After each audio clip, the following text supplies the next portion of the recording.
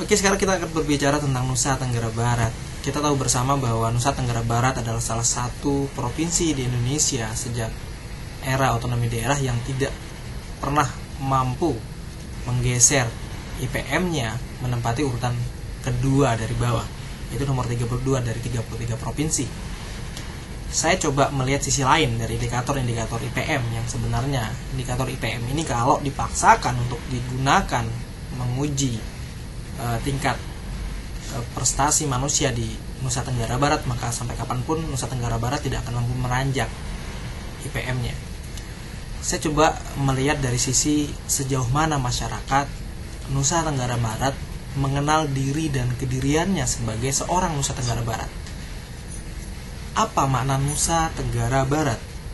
Nusa Tenggara Barat, di mana Nusa berarti pulau dan Tenggara Barat menunjukkan ruang spasial di mana daerah itu berada di wilayah Tenggara, bagian barat dari Kepulauan Indonesia.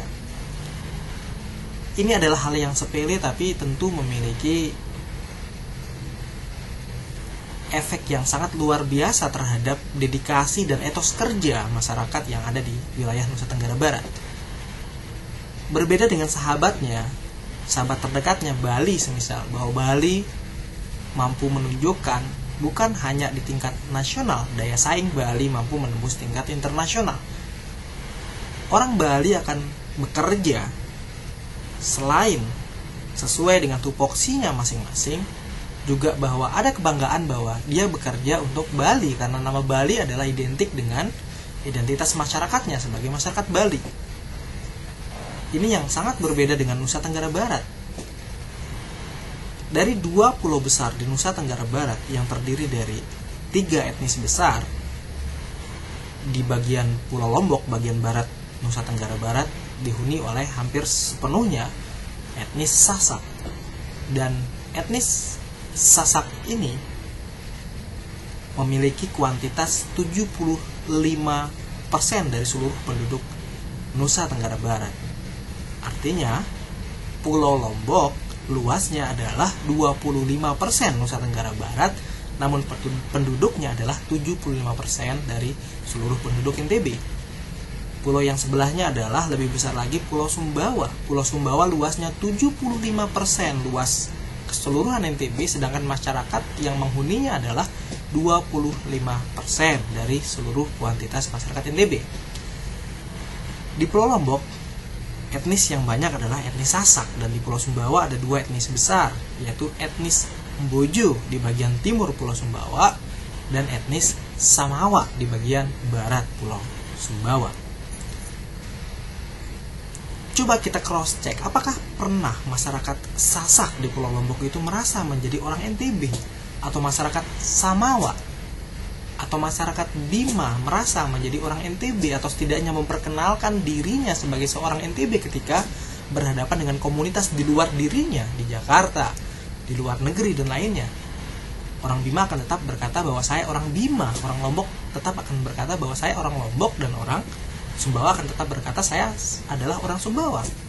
Sumbawa di mana ketika ditanya oleh orang baru dia menyebut identitas NTB-nya, tetapi bahwasanya NTB tidak pernah menjadi identitas diri masyarakat.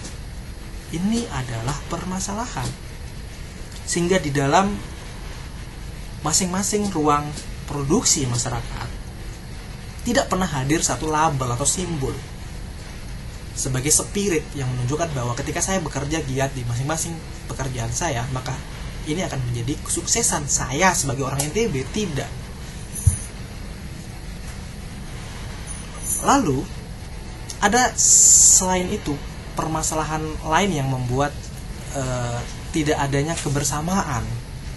Selain orang Bima tetap dengan diri dan kediriannya sebagai orang Bima, orang Sumbawa tetap sebagai diri dan kediriannya orang Sumbawa, dan orang Sasak tetap sebagai diri dan kediriannya sebagai seorang Sasak.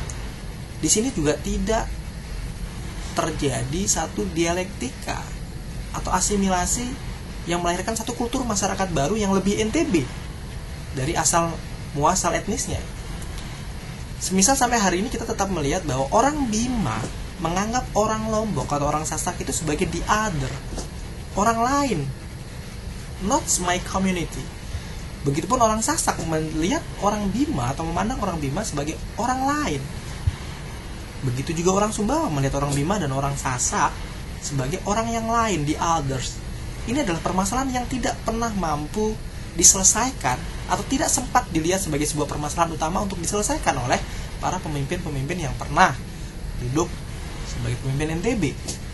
Padahal ketika tidak ada kebersamaan, satu identitas bersama, maka itu adalah awal kegagalan membangun sebuah komunitas.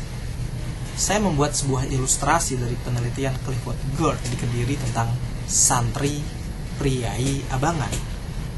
Logika santri priai abangan ini di Jawa Timur saat itu telah mampu mengacak-acak seluruh tatanan sosial masyarakat di Jawa.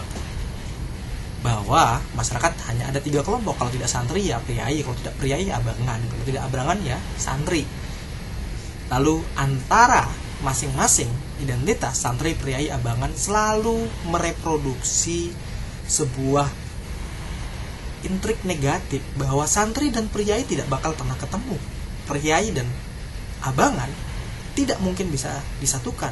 Bahwa santri selalu mengancam posisi abangan, abangan selalu terancam dan mengancam posisi santri, begitupun priai, identitas dirinya selalu terancam dari keberadaan abangan dan santri sebagai sebuah kelas sosial.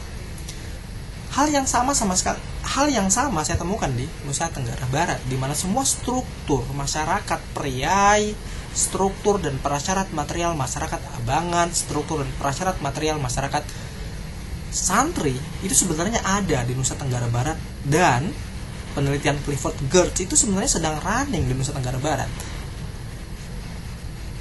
Tentu ini debatable, cuma saya melihat bahwa ada kesamaan struktur dan perangkat material yang membentuk masyarakat santri di Jawa dengan struktur dan perangkat material yang membentuk kelompok masyarakat Sasak di Lombok. Lebih terbangun sebagai masyarakat santri. Kemudian Bima, saya melihat ada persamaan struktur dan perangkat material pembentukan masyarakat priai di Jawa dengan struktur dan perangkat material pembentukan masyarakat Bima. Kita bisa melihat dari bahwa di Bima sampai hari ini masih ada kepatuhan terhadap darah biru semisal. Normatifnya, bupatinya hari ini lahir dari keluarga raja. Lalu di Sumbawa sebenarnya lebih abangan, lebih egaliter. Tidak ada lagi struktur feodalisme di Sumbawa, meskipun terakhir kemarin ada pelantikan sultan baru. Itu pun lahir dari sebuah euforia kekeringan telah begitu lama meninggalkan masa lalunya, kemudian kembali meromantisir sejarah dan identitas dirinya sehingga kembali melakukan pelantikan terhadap sultan baru. Tapi bahwa pada dasarnya situasi sosiologis masyarakat Sumbawa, mereka tidak lagi melihat ini darah biru, ini keluarga raja, ini keluarga lalu dan lain sebagainya. Sama, egaliter, sehingga tidak ada patron klien yang terbangun dalam struktur masyarakat Sumbawa. Yang disebut elit oleh masyarakat Sumbawa adalah mereka yang menempati jabatan-jabatan formal, bukan lagi dari keluarga darah biru.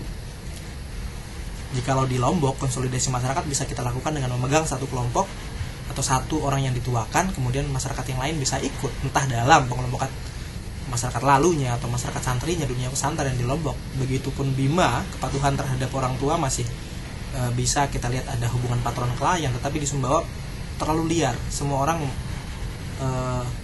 memiliki mazhab masing-masing, satu kepala satu orang. Kemudian ketika kita melihat interkoneksi antar etnis ini, lagi-lagi kita kembali ke penelitian Clifford Geertz, bahwa keterancaman yang sama dirasakan oleh masyarakat santri, priai, dan abangan, Sasak, Lombok, dan Bima. Bagaimanapun orang Bima tetap akan selalu merasa lebih unggul daripada dua etnis yang lainnya berdasarkan sejarah historisnya sendiri. Begitupun bagi masyarakat Sasak. Masyarakat Sasak lebih merasa unggul secara historisitas dan kemudian di sana adalah pusat pemerintahan dibandingkan dengan masyarakat Sumbawa dan Bima. Terlebih lagi orang Sumbawa yang terkenal jauh lebih gengsi selalu merasa menjadi kelompok kelas 1 dan masyarakat lainnya adalah masyarakat kelas 2. Lagi-lagi ini adalah bahwa di NTB terdapat sebuah problem sosiologis yang sangat akut yang harus diselesaikan oleh pemerintah sebelum berpikir tentang perencanaan infrastruktur dan pembangunan. Tentu harus dibuat sebuah rekayasa sosiologis untuk menginterkonektitkan, mengintegrasikan dan melingkitkan kembali agar terjadi sebuah dialektika antar kelompok, entah dengan mempercepat mobilitas sehingga lahir satu kultur masyarakat baru di mana mereka merasa menjadi orang yang Nusa Tenggara Barat dan terlepaslah sekat-sekat primordial masing-masing etnis. Saya kira ini akan menjadi PR besar bagi siapapun yang akan menjadi gubernur NTB pada tahun 2013 untuk membangun sebuah kultur baru masyarakat di mana dia tidak lagi eksklusif pada masing-masing etnisnya. Dia melihat bahwa NTB adalah sebuah bahtera bersama dan membangun sebuah rekayasa sosiologis agar masyarakat pada ketiga etnis besar ini merasa beridentitas sebagai seorang NTB, karena nama akan mempengaruhi etos dan elan vital kerja sebuah komunitas masyarakat. Sekira demikian awal diskusi kita tentang what's the matter with Nusa Tenggara Barat, sisi lain lah dari Nusa Tenggara Barat. Thanks.